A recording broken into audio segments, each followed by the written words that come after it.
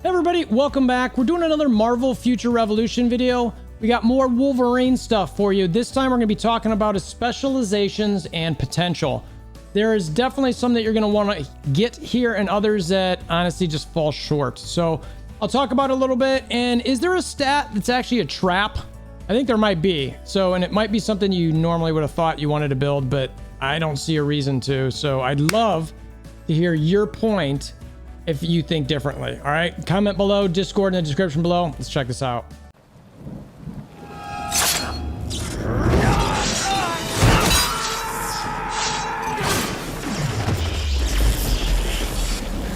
Bring me WolverThor!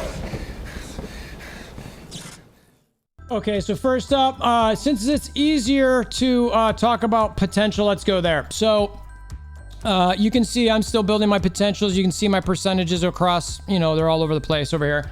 I will say, generally speaking, I think that his potential's solid, but there's a path that I would definitely take, whether you're PvE or PvP related. Now, for me, I'm always taking attack. I'll jump back to this HP thing in a second.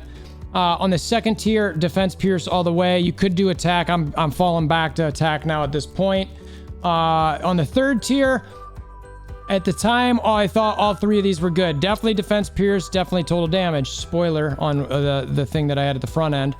And then on this third, or the fourth one here, I was going HP recovery and pulled back and started dropping back.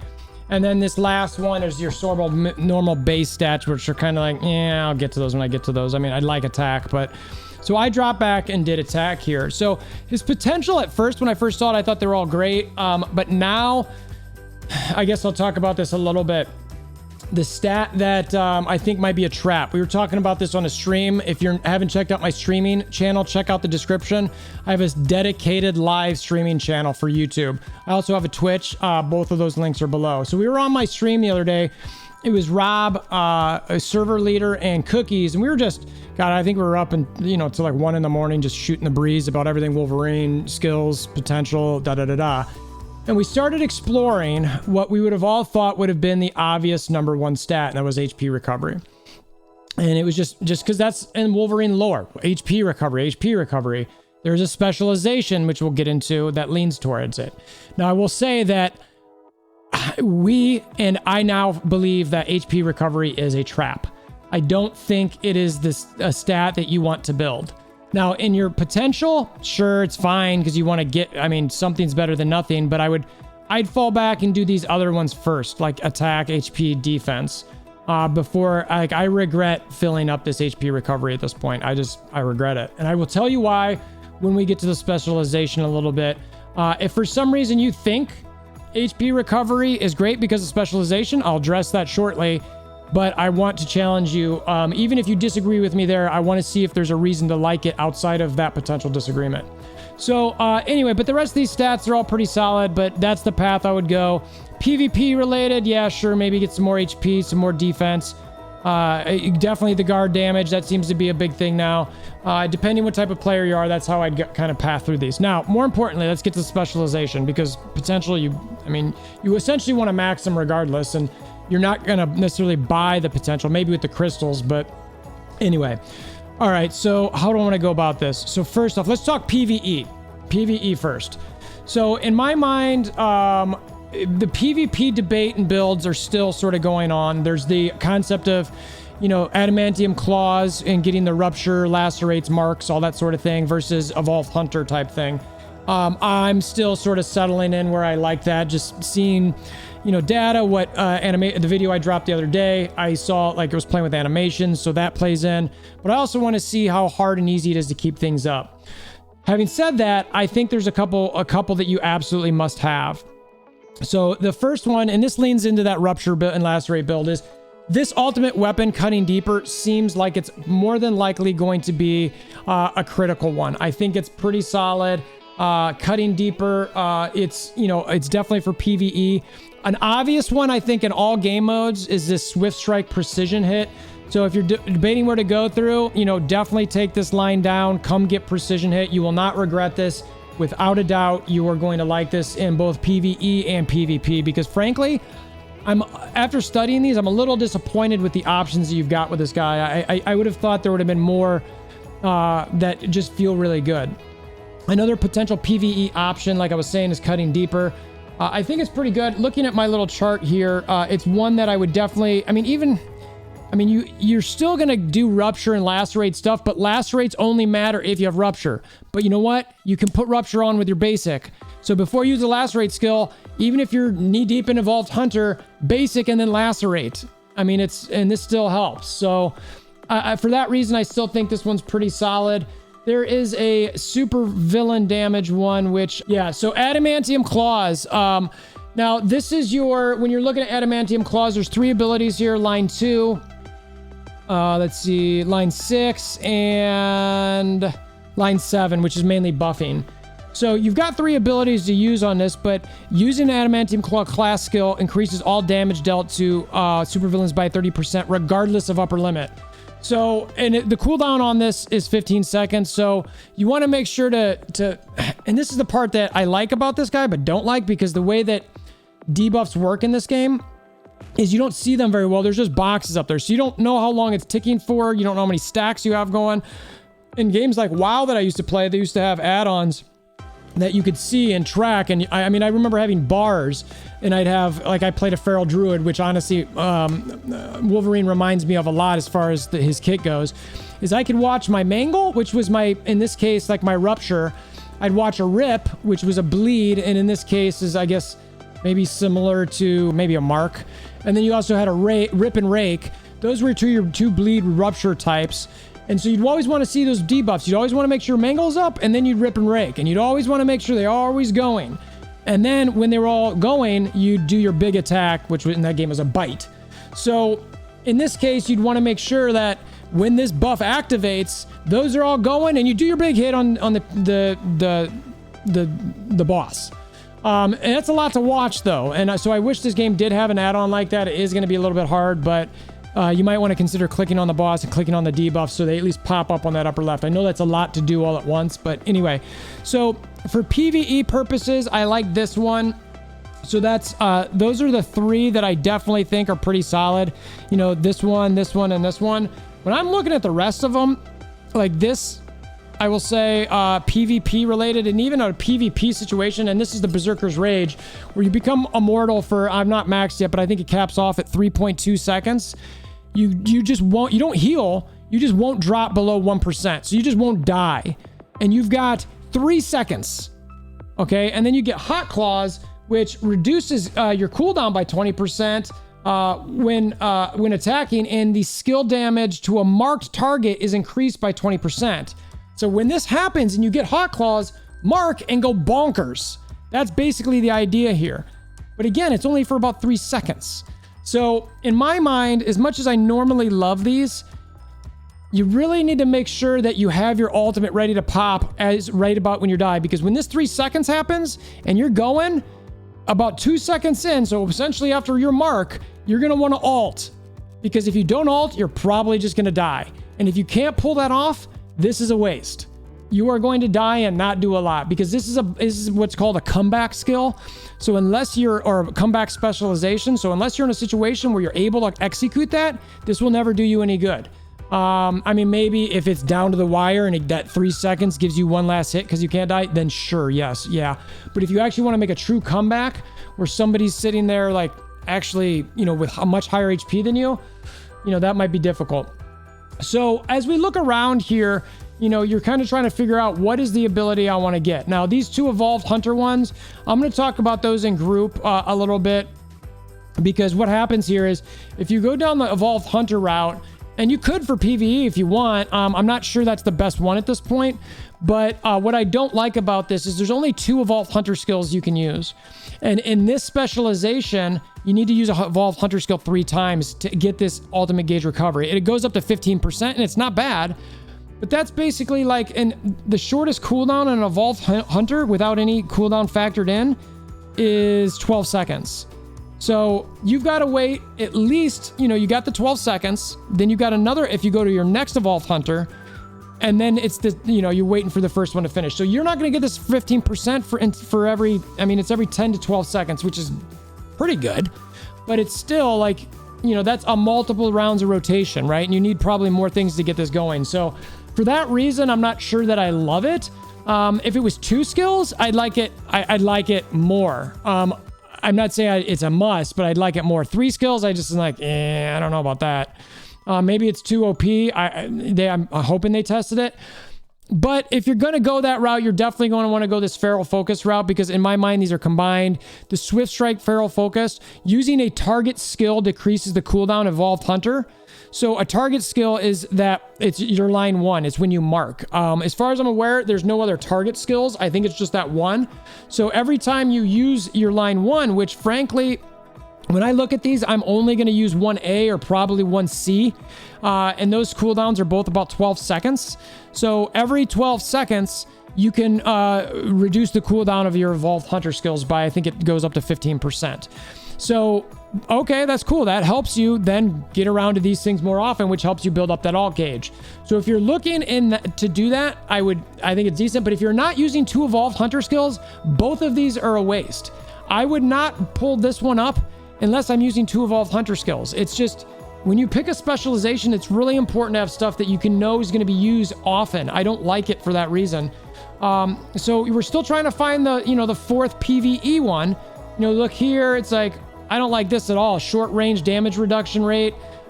I think that even in PvP, I'm not sure I really like that. This is definitely a PvP one. It's about guard gauge and damage reduced. And I'll get to these in a second. This one in particular, Adamantium Claws, strategic movement. At first, I thought this was the answer. And then Rob, server leader, went and tested this. And it lasts for 3 seconds. So for that reason, and it's a cooldown of 8. That means you're going to get this buff. You're going to have this buff for 3 seconds. You'll get 1 ability off with it with a max of 30% defense pierce. If there was a way to keep this up much longer, I'd be all about it. I don't know how long Doctor Strange's defense pierce buff lasts. If it's 3 seconds, that's trash. It's just bad, especially with an 8-second cooldown. Defense pierce is too critical of a stat to be able to wait for something for every 8 seconds to use. And not just that, but you have to have a dodge ready to do it. So eventually you're going to run out of dodges. So I don't like this at all. Because of the duration of it. Originally, I thought it was good. I've actually labeled this as trash at this point, because it's just like, it is not going to give you what you need. Guard gauge, we'll get to that, back to that's PvP related. So it's kind of like, well, what are we going to use here? And so this brings us to the thing where I was talking about earlier with HP recovery. At surface value, everyone's going to say you want to do this. Okay. And at first you can see, I said, oh, this makes sense. I should do this. I'm like, okay, I like this. Increase attack equal to a % of HP recovery. Attack plus 100 per 1%. So my question to you, before I say what is the max amount of attack that you can get from this specialization? The maximum. If you're maxed HP recovery, what is that maximum attack? If you've come near an answer, I want you to think about it. Maybe comment below with it. Tell me what it is. Now, because I heard a number and I was like, how did people get to that? And I started challenging the math behind it and going, I just don't think that makes sense. I'm not following, because it's attack equal to 30%. Well, it maxes at 30%. 30% of your HP recovery. So what is your maximum HP recovery in game? Spoiler, it's 200%. So if you're talking about 30% of 200%, what's that? Right, so we look for these stats. Where's it at? Maximum HP recovery, just so you believe me, 200%. I don't have my phone with me, but if you do... Oh, yeah, I do. Okay, so 30%, let's do this math together, so maybe you guys can tell me I'm wrong, is 60. So I can use 60% of my 200% of my HP recovery. Okay, so I've got my HP recovery maxed, and I can use 60% of that towards this specialization. So I've got 60%. All right, so, and it's 100 attack per 60. So 60 times 100 equals 6,000. So the maximum amount of attack you're going to get from this is 6,000. Some of the other now, Captain Marvel, Captain America, they both get HP, or either HP or defense into attack bonuses, but there is no cap on HP and on defense. So you have endless limit in theory that you can go, and I think it goes up to like 20k with those characters.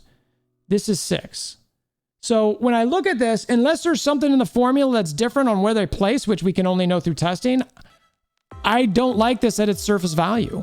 It's dramatically different. And not just that, but I'm building HP recovery on my stats over cooldown, over stam recovery, over alt for HP recovery to get at max 6,000, more realistically somewhere between 3,000 and 4,000 attack. Don't get me wrong, I'd gladly take an extra 3,000 to 4,000 attack, but over gaining alt, cooldown, stam, no chance. I'm not doing that. I mean, same thing as the PvP. Like, I want those card exclusives to roll PvP increase or decrease or cooldown. I'm not going to take HP recovery. So for that reason, I'm not seeing this. Now, I went in and tested HP recovery to see the ticks. Does Wolverine get his ticks more often? Not that I could see. I tested Wolverine and I just went to Spider-Man and they were both about 9 to 9.5 second ticks. It was a little loose science where I was like, okay, I got it. And I clicked my phone and maybe my thumb didn't land exactly right, but they were both right around 9 seconds or a little over. Okay, so if they're both ticking the same, I didn't fully test to see, well, Wolverine, his ticks are 200, twice as much as what everyone else's are.